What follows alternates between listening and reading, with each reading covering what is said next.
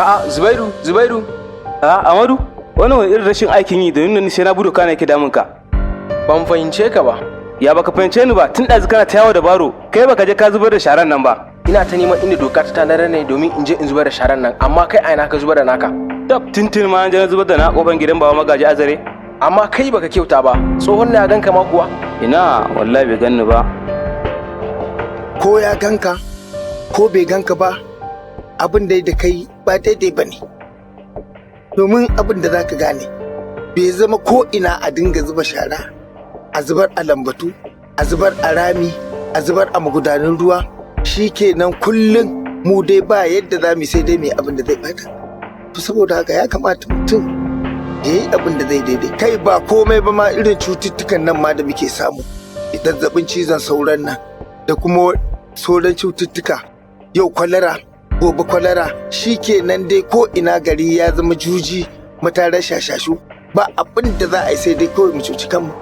To ya kamata in dai mutum zai yi kirki, ya kamata ya bi doka domin ya zauna lafiya. Baban Allah da nan gaba za mu zubar da shara a inda doka ta tanadar mana. Hakika haka yake, yawan zubar da shara a guraren da ba su dace ba, kamar magudanan ruwa, kan hanya da ma cikin unguwanni, shi ke janyo muna ambaliya da cututtuka daban-daban irin su kwalera da sauransu. Assalamu alaikum jama'a. Da farko dai suna na Rabi wacce aka fi sani da Rafsi Nice. Hattar mu mata ya kamata mu tsaftace gidajen mu saboda ita ya mace an santa da tsafta ko domin kare lafiyar 'ya'yanmu. Jama'a ku zama masu tsafta, ku tsaftace muhallinku saboda ita tsaftan nan da kuke gani tana cikin imani. Kamar da manzo sallallahu alaihi wasallam ake cewa annazafatu min al-iman, ita tsafta tana daga cikin imani.